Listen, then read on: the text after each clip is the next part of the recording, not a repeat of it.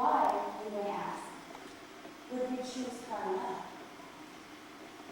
The first Carmelites went to Mount Carmel in the present-day Haifa in Israel because they wanted to follow the footsteps of the Old Testament prophet Elijah. Like Elijah, they believed in the love of God, who had such love for the world that he gave his only Son. Welcoming Christ into their lives, they allowed themselves to be transformed by this love. This is the basic choice faced by all Christians.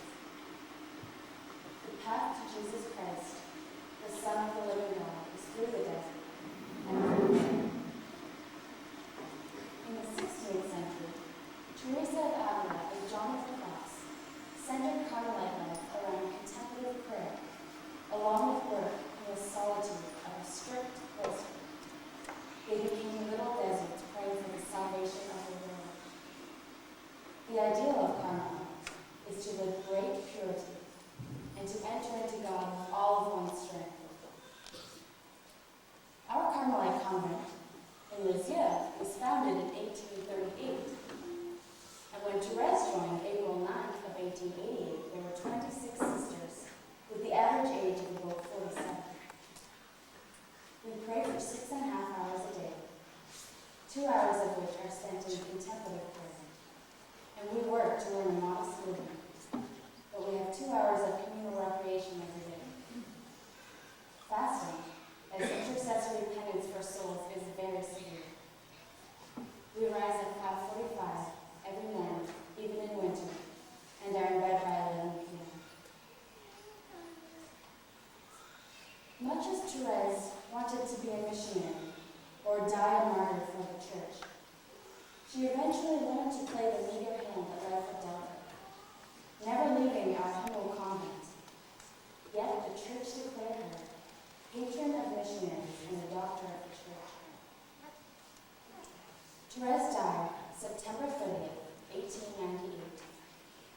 A year later, the convent published L'Histoire de l'âme, the story of a soul.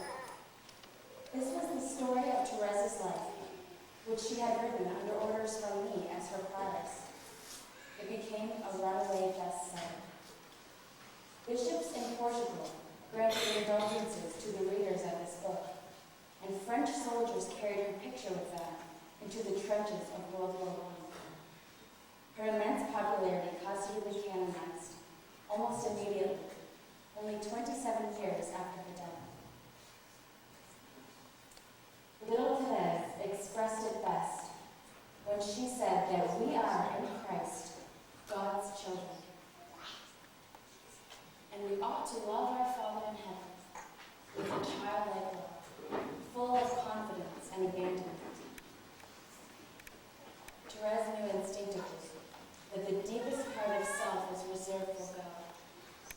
Carmel shows us that the Lord is waiting. And Jesus tells us in Revelation 3:20, "Here I am. I stand at the door and knock. If anyone hears my voice and opens the door, I will come in and eat with him, and he with me." Carmel teaches us not to run from these stirrings, but to be open to the will of God. How do we develop a relationship with God? Daily prayer. All love to grow needs time with the other. And we, like lovers, need to spend time alone with the other to develop this relationship. Where is your Carmel? You, humble little ones of God, who come to see this play of St. Therese and desire to follow in the footsteps of Jesus. Therese's little way consisted in joyful humility as a child of God, in confidence in God's mercy and loving kindness,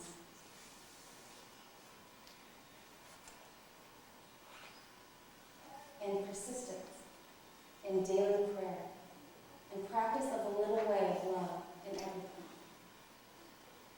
Therese wrote 8 little plays. St. Therese of Lisieux encouraged recreational skits as retreats from the rigors of Carmelite life. The triumph of humility is about a struggle. It depicts religious life as a warfare, as a battle in which the faithful nun conquers only by engaging in honest humility. At the time of writing The Triumph of Humility, Therese was in her final stages of tuberculosis. She was experiencing dark nights of faith, temptations against faith, and her experience of what she thought was God's absence was making her suffering even more acute. But it was this suffering that caused Therese to understand that her vocation was to love. And this conviction of trust and love strengthened and energized her fidelity. And surprisingly, was the context of her writing The Triumph of. I'm being beckoned by a woman praying in Nigeria. Excuse me. I must attend to her. Please accept my apologies. I will be praying for you as you experience St. Therese's little prayer, The Triumph of Humility, which she wrote in 1896 for her sister nuns.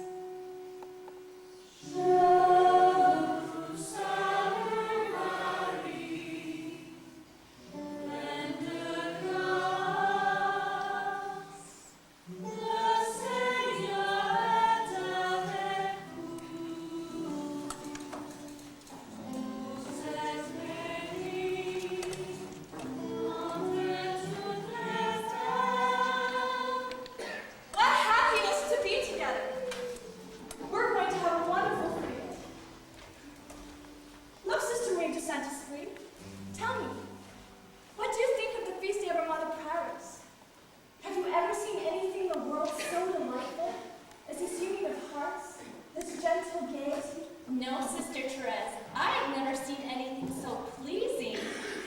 The celebrations of Carmel have a special charm, and their family spirit especially gives them a distinctive character, and that's what delights me.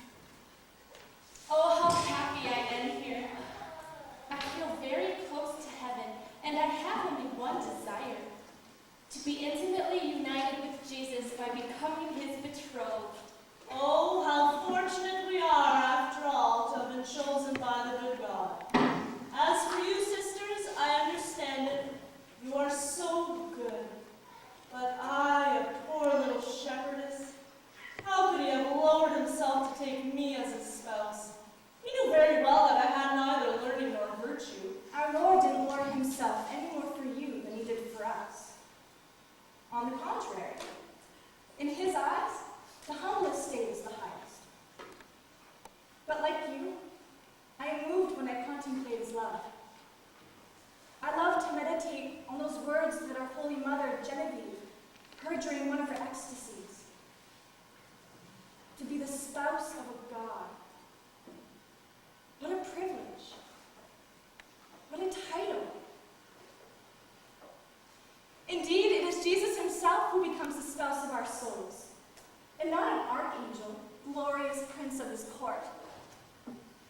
Far from acting as he does, Satan, the one deprived of love, as our Holy Mother, St. Therese of Avila, calls him, is satisfied to betroth the souls of those who belong to him to some of his demons.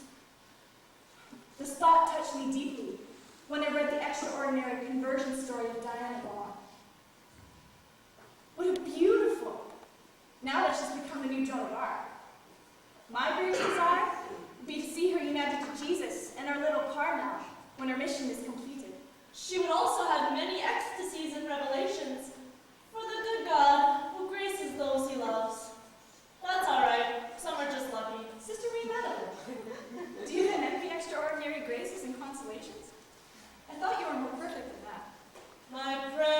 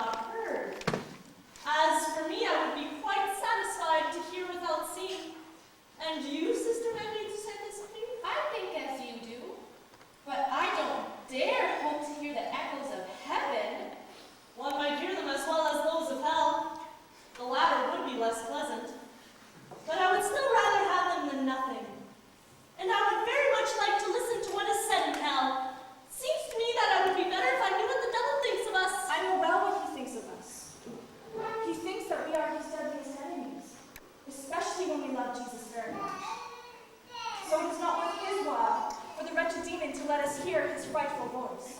I can't contradict you, Sister Therese, but I would like to put my ear to the door of hell, especially if there were several of us. And you, Sister Therese, say this to me? I too. But I think I'd be afraid. Afraid? Well, as far as that goes, there'll be no reason to be afraid.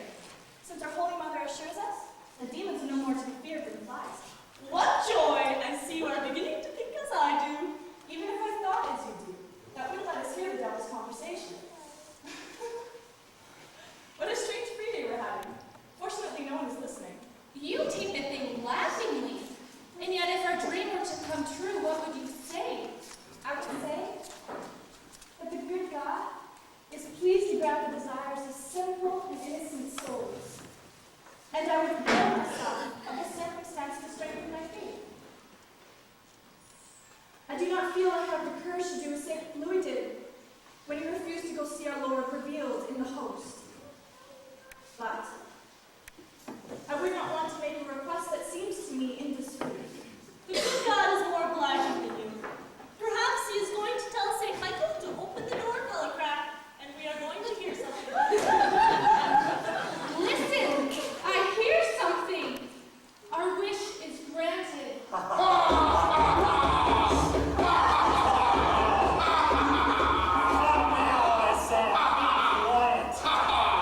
I didn't call you together for the pleasure of hearing your shrieks and the noise of your chains.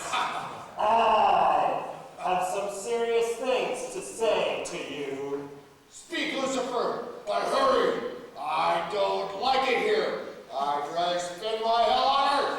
At least there I can satisfy my rage and bring to perdition their souls redeemed by God.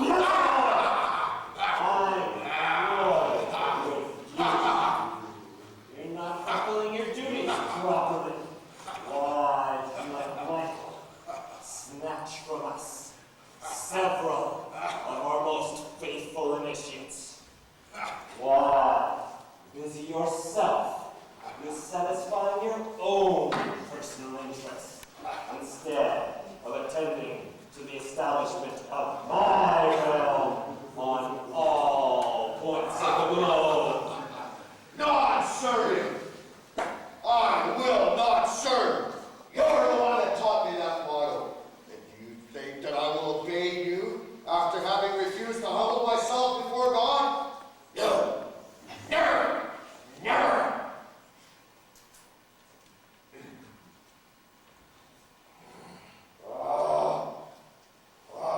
Each of us is master here. That's why our union is so perfect. Our legion so admirably governed. That's why our worshippers never stop prowling about the points of our sacred rites. You know better than anyone, you sly old serpent. Discord is the distinctive mark of your kingship.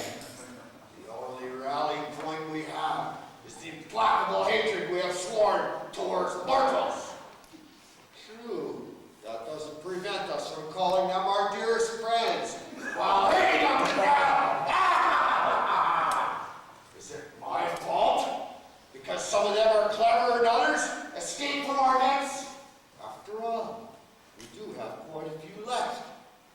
Very few relish the precepts of Christ when he says, if you want to follow me, deny yourself. Take up your cross. That instrument's so hard for me to name. But listen. You want to release the rage that's devouring you at the thought of losing these friends? Take it out on Asmodeus. He's the one who lamentably for our cause has just lost his fiancée, Diana.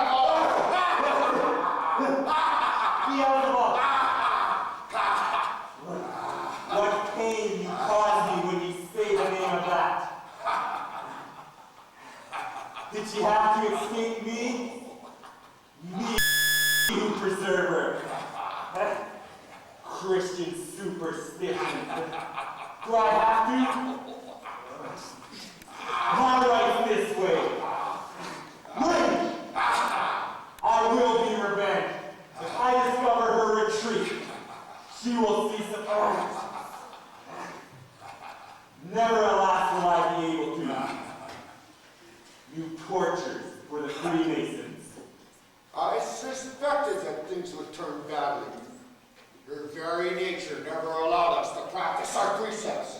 I knew better when I heard of her plans to remain with the virgins, to adore this Diana with a name like Joan of Arc, whose very name makes me tremble.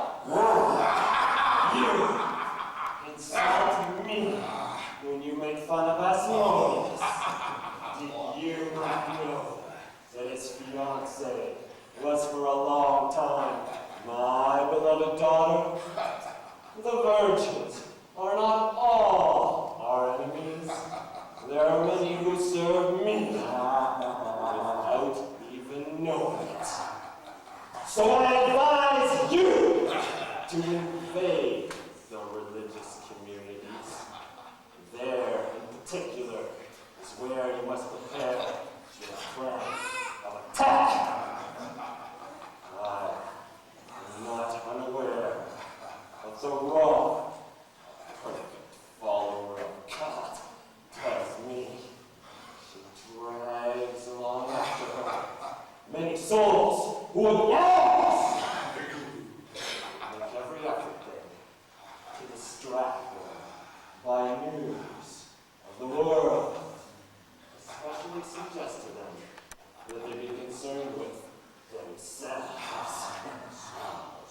Pride is the weakness of all human beings. It is found also in cloistered communities. And I confide in you, my friends, that it is my surest weapon for lessening the love of God in the hearts of all his nuns. Ah, what sufferings they cause me by loving their God. To prevent a single one of those demonstrations of love, I would gladly send my most powerful legions. If I do not succeed in damning the souls possessed by God, at least I'm proud to the slightest degree of glory. Ah, for me there is no love, no throne, no glory, no. As a matter of fact, if you want us to storm the convents, I advise you to form special legions of the bravest among us. You, Lucifer, will be in command. Then will come myself, Moloch, Astrid, Hermes, Ariel, Astarte, and then you, Beelzebub. No! I will not go. You made me last. That's an insult to me. Besides, I told you, I detest the company of virgins. It's not that I'm afraid of them individually, but when they unite with God, they're as terrifying as he is. And they have weapons that cause me great pain. Whether we like it or not, we must withdraw. Defeated by a woman who has on the tips of her fingers holy water. Ah, that water burns. The one that holds on her cross. Ah, that instrument causes me pain. It pierces through me like a fiery lance.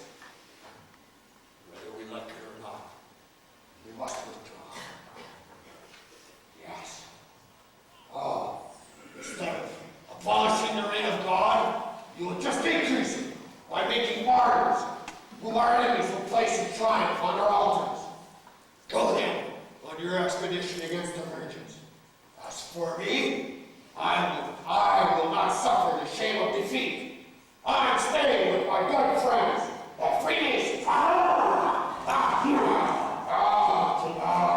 In our glorious expedition, you will have no share in our victory. I tell you, I am the prince of this world. Everywhere. Christ declared that the gates of hell will never prevail against his church.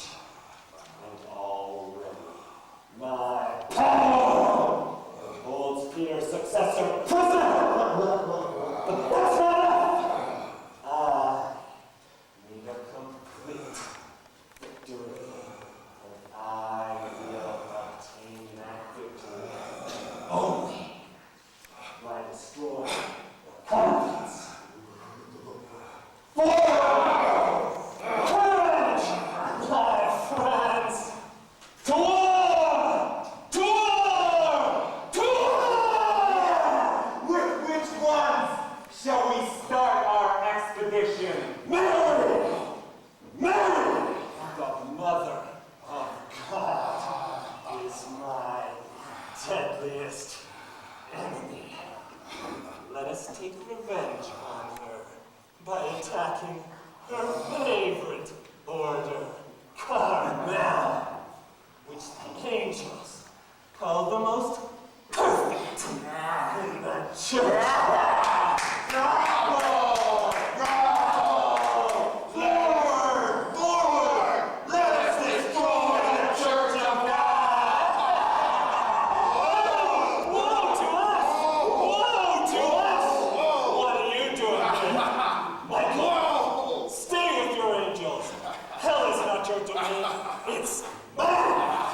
I am prince of it, as well as of the world over which you have no rule. You, who call yourself prince of this world, you, who would make yourself equal with God, you will remain in the depths of the dark. You will remain in the fiery pit, and do not believe in your cruel madness, that the saints will recoil before you. Accursed serpent. The church is immortal. The church. The church. You will see it triumphant. No! The church will not be triumphant. How could it resist my power? I know that God is stronger than I. That is the cause of my eternal rage. But see how little he cares for his glory. He leaves his friends in humiliation and pain. Besides, count his followers. See how few they are. I, therefore, with my powerful agents, will attack a contemptible handful. I will quickly get the better of them. Then crime, which my faithful followers already adore on all points of the globe, will be the sword of the universe. Yes, the wicked have brought in the reign of crime. There is still more than one pure heart left to console the adorable victim and to make up his royal train. The select troops surrounding the Lord are filled with the noble vow. Tremble, Satan. Face your helpers. Away. Away. Christ is always victor. Christ is always victor.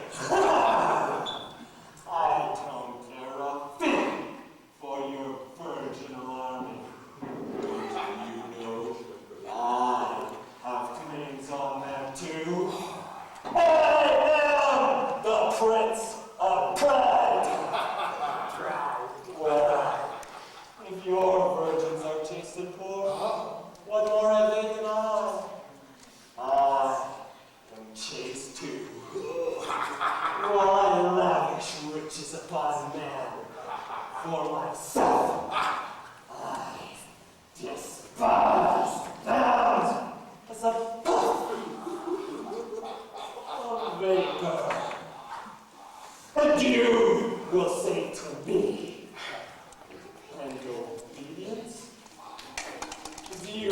practice that.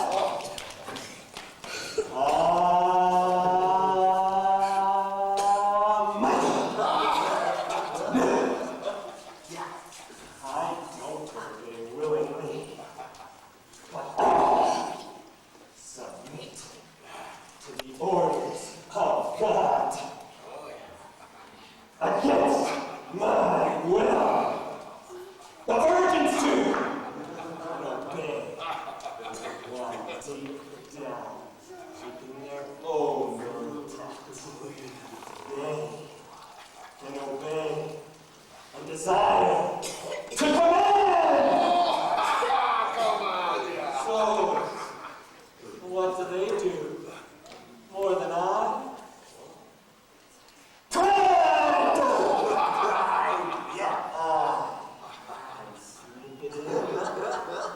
Everywhere. And if you don't want to believe me, just see how much heavier it is than the virgins of your virgins.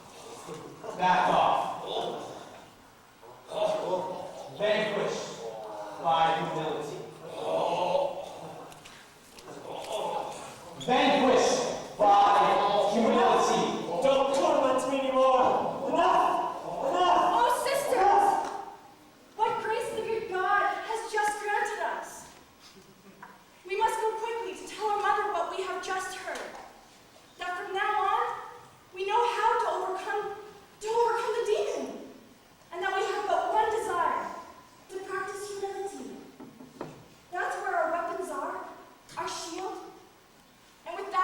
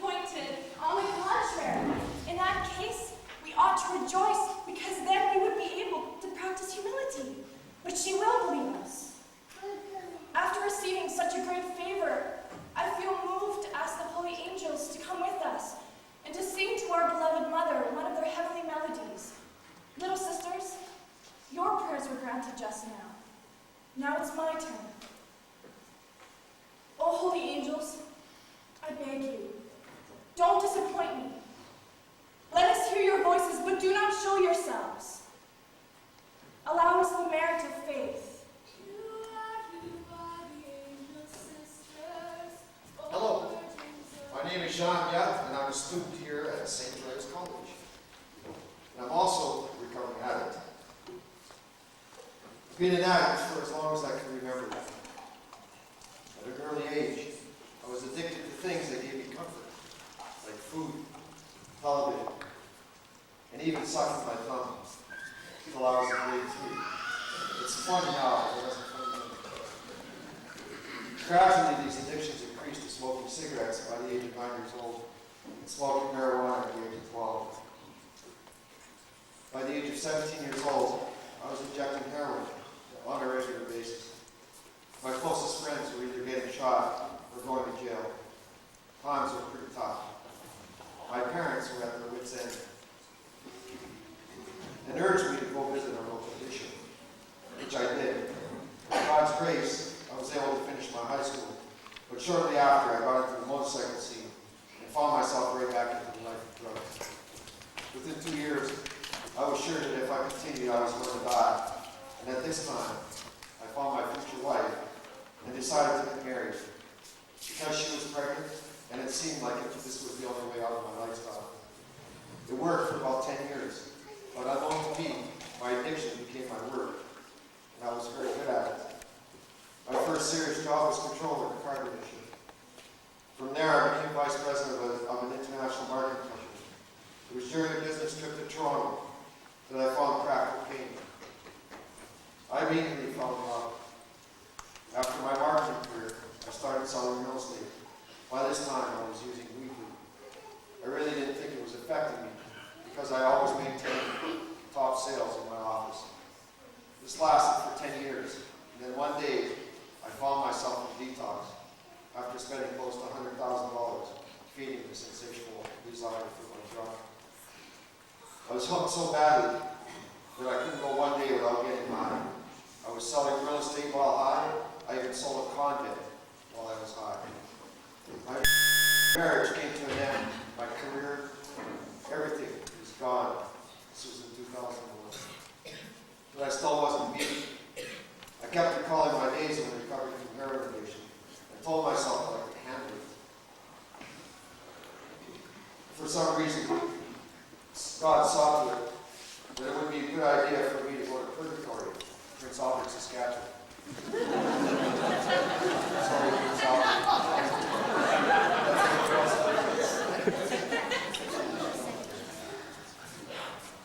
Where things continued to go downhill. There, I returned to intravenous drug use. I went to depths that I didn't even know existed. Despair and a level of darkness that would make anyone turn to God, but not me. After 2 years of purgatory, I returned to heaven and found that things would be different. It didn't take long for me to crash again, and I found myself in yet another drug rehab program. I lasted 1 month before I got kicked out for relapse. This went on and on and on and on, going from one rehab to another. When I wasn't in rehab, I was on the street surviving and living like an animal. For 5 years, I would live on the street, and when things got rough, I would go to rest in rehab. And then when things got rough in rehab, I'd go back on the street until even the rehab didn't even want me.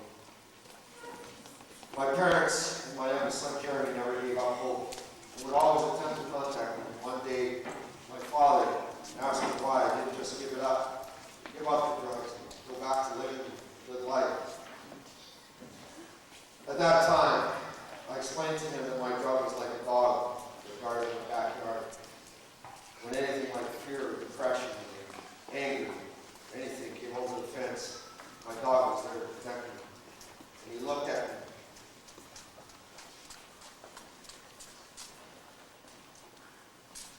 And he said, "Why don't you change the letters around and use God instead?" That blew me away. It shocked me enough to start thinking about how it was God that had previously redeemed me, and that it might just work. Soon after, while I was standing in line at the Salvation Army in downtown Edmonton, waiting for my Christmas hamper, and looking across the river, the house that I used to live in, I finally decided to do something. I remembered that there was a Christian community. Actually, my dad was there.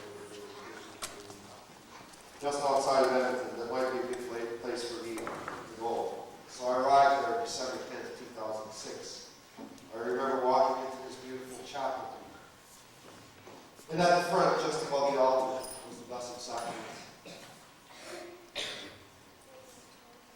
This place has perpetual adoration. When I caught sight of the monstrance, I knelt immediately, and I really wasn't sure why. At this point, I felt like running, but something was keeping me there. The Fathom House, which is what this community is called, has a rule of life that must be followed. Daily Mass, morning and evening prayer, 3 rosaries a day, and 2 hours of adoration every day. That's what was expected of me. I thought I was going to die. First, same thing I did for a long time was to go to confession. After that, things started to change for me. I remember one of the penances that Father gave me was to consecrate myself to our Mother. During this time, she revealed herself to me in a way that just blew my mind. She's here right now, and she's as real as you are. One day, while sitting in adoration, a group of Koreans came into the chapel. I was confused because I didn't think that there were any Korean Catholics up there. So I ran down and told my director that we were being invaded.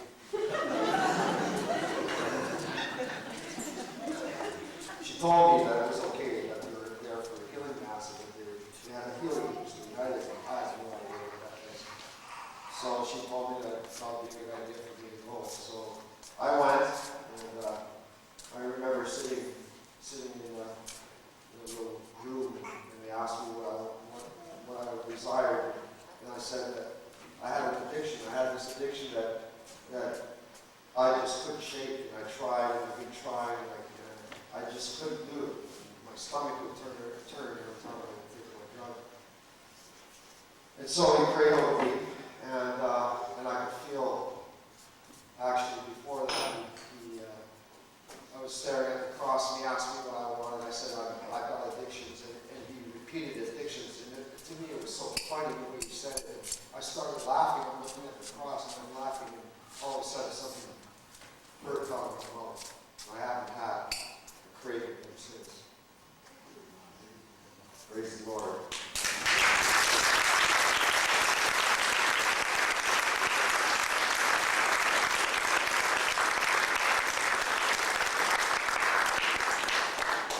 My spiritual mother also brought me to Jesus, also in ways that still blow my mind. Just about every day for a year, from 5 a.m. to 7 a.m., during my adoration time, I spent time with Jesus. We talked.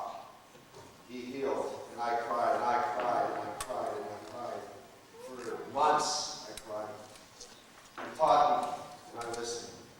Another thing that was amazing is that as I entered the chapel every morning, to the left, beside the holy water fountain, was a statue of St. Therese with the first degree relic.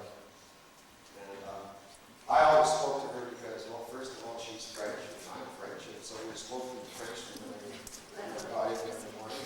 And the other interesting thing is that she was only 15 years older than my grandfather. My grandfather was 10 years old when she died. So it made it more special for me. I could go on and on about what happened, but suffice it to say that I feel privileged to be here, to be part of God's family, and all the glory be to God.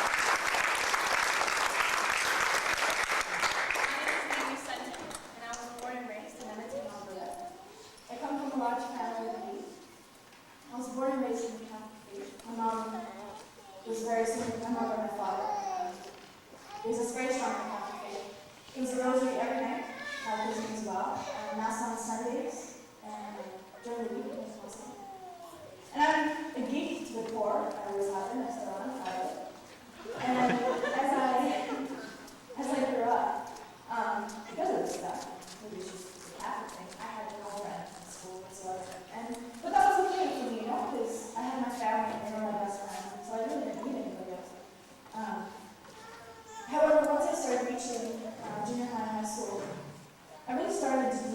to be accepted, and I started compromising my faith. My parents had raised me. First it was in little things, and then it built and built. Until I was about 14, I'd gone out with a group of friends, Mother warned me not to come out with, and drinking, and I made one of the biggest mistakes in my life, actually.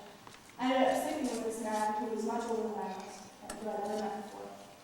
And this completely devastated me because my virginity was so special to me.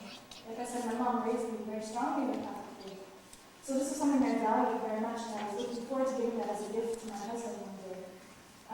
So this was kind of the icing on the cake that taught my rebellion, and I began to run away from home. I put my parents through a lot. And by the time I was 16, I moved out, dropped out of high school to get involved with gentlemen. This led to heavily drinking, very often, and promiscuity. And I would go deeper and deeper into this sort of lifestyle, and the more I permitted myself to be used by the people around me, the more hateful and resentful I became. So in order to get these people back, I would manipulate and control. And I delighted in this because I found that I had this false power to get people to do things that I wanted them to do without even them being aware that I was controlling them. And I really delighted in this. And every so often, however, God would give me an infusion of contrition, and that would send me strong enough to go to run to the confessional. And I would go, and as soon as those fuzzy, warm feelings are gone and feel good, and it came time for the rubber to grow, I would crumble under my sin, and I would run straight back into the arms of my addiction. Sin was home for me. I had never experienced anything else. And even though I was raised very strongly in the Catholic faith, I didn't know what it meant to have a very personal relationship with God. So God was out there, and I was down here. So sin was the only thing that I ever accepted, as far as I know, as far as I had experienced. So this cycle persisted on and carried on for about 9 years. Luckily for me, God never once gave up on me. And I remember about 2 years ago, I'd gone out drinking and partying the night before, and the next morning I woke up next to the guy I was dating at the time. And all of a sudden I had this overwhelming desire in my heart to receive the Eucharist. And it shocked me, and I took a look at the desire, and I realized it wasn't my desire, it was Jesus' desire in me. And I was blown away because I was like, Lord, I'm in a state of sin. If I were to die right now, I would not go to heaven. And I know very well what I did last night. You desired me. You not only wanted me, you desired me. And this really started the ball rolling in my conversion, which took place a little bit later. I was living with my sister in St. Albert, Alberta. And my sister-in-law, my sister and I had just got a new apartment. And my sister-in-law had come over to come take a look at it. And I remember I was really depressed, really down in the dumps. I was at rock bottom, had no way out. I did not know what to do. I hated myself, and I hated everything about my lifestyle. And so I really began to open up to her, and she told me bluntly, very bluntly, you need to make a decision. You need to make a choice. Either you can go to other parties, like the same old thing, or you can go to the Adoration Chapel. And by an infusion of grace, not on my own at all, I was able to go to the Adoration Chapel that night. And from that moment on, God really started working in my heart. And then I'm an extremist by nature, and so I ended up giving away all my clothes, moved back home, got rid of all my friends, quit smoking, everything. I cut everything out of my life. Not me, it was totally God. And however, I still had a deep attraction to sin. It was very sad to me. I was grieving that lifestyle. And I remember I watched the movie Padre Pio, On the Life of Padre Pio, and I saw it, and he was constantly praying the rosary. And so I picked up that habit. Like at work, I would be constantly on my knees and walking home. Any moment I had, I would be praying the rosary. And I know it was Our Lady from that moment on that kept me out of serious sin. I still had temptations, but she helped me through it. And I know it was her that actually brought me here to St. Therese College. And since being here, I have been surrounded by the most wonderful people, staff and students, who have accepted me in all my faults. And one of my most touching moments I was reading up on the character of Saint Therese that I had been asked to play, who I'm very blessed to be able to play. And one thing she had written was that Christ chooses whom he pleases. And this blew my socks off, because I recognized, and I was forced to recognize that I was chosen, because I was here at college. But not only was I chosen,